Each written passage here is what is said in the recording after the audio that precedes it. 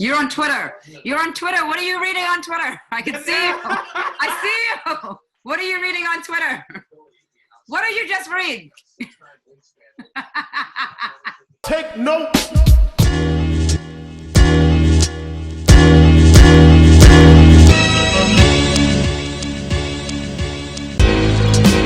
Big Beach. We're here. My man Alex has been. It's different this time. What's up, guys? Alright guys, what's up? Terry and Trey back. Knicks draft special. It's your first time here. You like Knicks content? Definitely subscribe. Help us grow the channel. We're finally back. Our long-term subscribers, thanks for rocking with us. Happy to get back into the midst of Knicks content. And today I was going crazy. You know, I'm hearing rumors early on that we're going to trade for the second pick with the Warriors. Klay Thompson goes down with the Achilles injury. Trying to get LaMelo Ball. LaMelo Ball maybe. So I'm going to say, obviously, Klay, hope he's fine. They're still not sure, but it seems like it's bad. So we'll see. But a lot of rumors. In the end, nothing too crazy happened. So the Knicks end up with the 8th pick, the 25th pick, and the 33rd pick. The 33rd pick we end up trading. We're going to get into that. But before the day starts, well, as the day starts, to get the early trade, the Knicks trading we traded what, 27 and 38, right? To get For 25 and 33. But no, well, yes, eventually we got right? there. But at first we traded for 23. Then we traded from 23 back down to get 20. Let's keep it simple. Let's keep it simple. We got the 8th, the 25th, and the 33rd pick. Regardless of the outcome of what happened here, what I saw tonight was a front office that actually is tapped in and is actually making trades and actually using value to change. They're thinking. They're thinking to change 2 picks, right? 27 and 38 into 25 and 33. That's incredible because literally all you did was get better picks. You didn't give up anything. You just took one thing that was valuable to someone, traded to them. You got something there. It was more value to someone. It's the barter system. So using the barter system to get better picks without giving up literally any value is incredible work. And obviously it's like minuscule things here. It's a little bit of a jump, maybe a little bit better player, but these little things add up. It's a little thing. So very happy to see Leon Rose and Perrin and Brock Aller and all the guys in their first draft. Not do anything crazy, but also not just sit back and let it happen. They were proactive. We haven't lost any of the guys that are actually on the Knicks so far. There's been no trade. Well, so far. Remember tonight is draft night when the trades start happening and open. It's open season. So let's see what happens. With the 8th pick in the 2020 NBA draft, the New York Knicks select Obi Toppin. Okay, Obi Toppin. First off, Obi Toppin. It's interesting. There's half the fan base loves him, half the fan base hates him. Exciting, big dunker, Amari Stoudemire 2.0, but defense is just no defense. So I wrote some notes on him, and I have him with a I think 7 foot wingspan.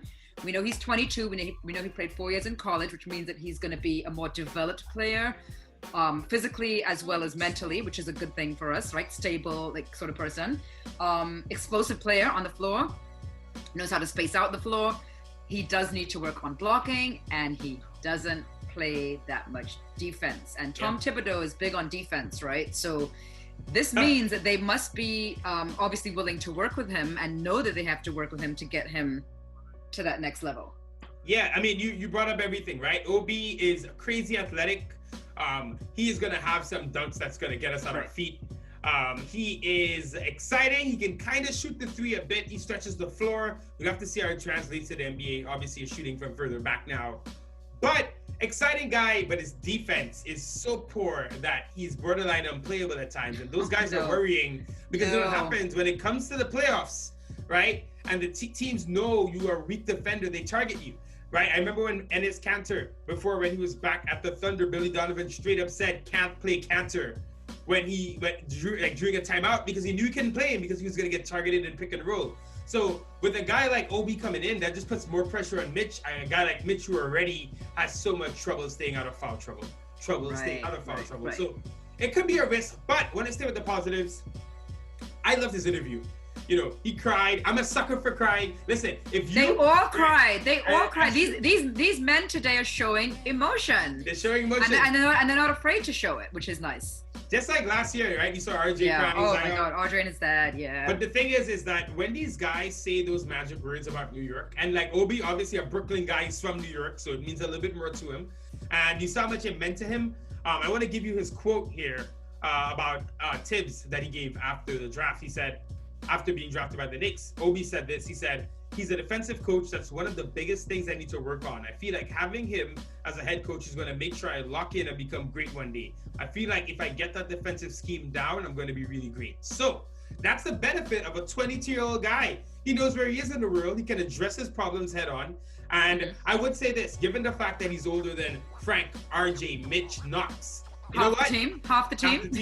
He's going to bring our average age up a little bit. But it's probably fine because, you don't want the blind leading the blind, so to speak. So I'm happy to get Obi in. I know, like, a lot of us wanted Killian Hayes, and there were some other interesting ones. Halliburton. I actually thought... I wanted Obi at first, and then when we started talking about Tyrese and the fact that he could score... and shoot, I was like, yes, let's get him, but But I mean, just to speak about the trade, right? Just going back to the early rumors, there was that rumor that the Knicks were then going to take 8 and 23 and then try to get him to 5 or 2. A lot of that was for Obi Toppin. So for me, if you get him at 8 and you didn't have to move, then we're good. Incredible. And the best news of all, which I know you're very excited about, Mr. Tornado can now get out of New York. No disrespect to Julius Randle. However, there is no point in him staying on this team anymore. If we, we were just talking about this. If you draft a power forward who's 18, 19, he needs to develop. Maybe he's skinny, he's young. Yeah, you keep Randle, you start Randle. At this point, if we drafted a 4-year, 22-year-old guy in Obi Toppin about to turn 23. We no longer need Randle to be there. Exactly. There's no point. Obi Toppin is not a development guy. He needs to develop his defense, but there's a difference between improvement and like actual development, which is what Knox and Frank need, and Mitch. Right. A guy like Obi is very much close to the finished product. So I hope to see Julius Randle out of this team in the next week. It just doesn't even make sense. It doesn't make sense. In the next week? It doesn't make sense. Listen, it just doesn't make sense. It really just boils down to that. It does not make sense anymore if you drafted Obi Toppin, who plays the same position, right? You got Mitch, you got Obi, you got RJ, you got Knox, you got Frank, you got Quickley, who we're going to talk about next. Right. Forget Randle. It was a mistake, whatever. All right. So you just said Emmanuel Quickley. We got him at pick number 25. So, but wait, before Quickley, don't forget what happened first. We need to look at our reactions to this. The New York Knicks select Leandro Bolmaro from Who? Argentina.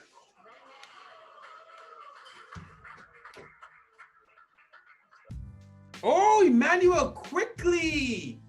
I forgot about him. Is this our pick? And this guy can shoot 43% from 3. So you know what? We got a real shooter. And we got a point guard and a shooter in one.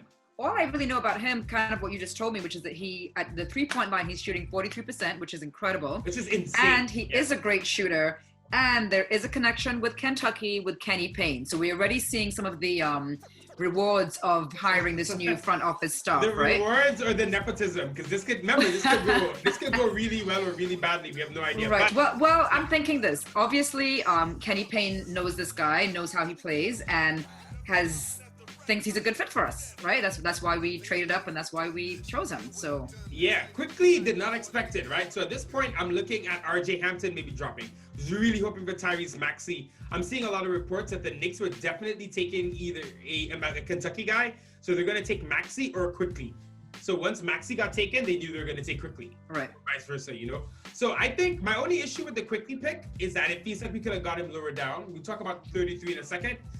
It didn't seem like the teams after Emmanuel Quickley were really looking to get him. So we didn't need to pick him at 25. So who do you prefer to have got at 25? Well, that's the thing. I would have loved to get Desmond Bane, who's a 6'6" shooter, knockdown shooter, and then get Quickley at 33 as well. Right. But listen, you never know. It worked out to them. They got Quickley. He's a point guard. He can shoot. He's not the most athletic, but he has a decent frame. Really good guy. Another high quality guy. We've been drafting, if you realize, consistently really high quality, high caliber people. right? You can't really say any of the last guys we've drafted have been nutcases at all. It's all been stand-up guys, right? Right. Frank is a stand-up guy. RJ's a stand-up guy. Kevin Knox may be young and like he had a Fortnite jacket and but Kevin Knox is still like a decent guy. Mitch, for all his like the criticisms about him, he's been nothing but a good professional so far. So the truth is like we've been, and Obi, you can see. Yes. Oh yes. That exactly like that. So I love the high quality guys we're getting in. As for pick 33, just want to touch on that quickly. What's the guy's name? Oturu? Daniel Oturu. There you go. So he's been traded to the Clippers for their second round pick in 2023. Which I think we might be getting rid of those picks altogether. I think what's happening is there's a lot of moving pieces. Yep. There's a lot of deck shuffling. And I think when it all comes down to it, we're not even getting those picks. We're using those as assets for something bigger. The roots have been planted for something. The seeds have been planted. And we're going to see what happens soon because the Knicks did not draft a starting point guard.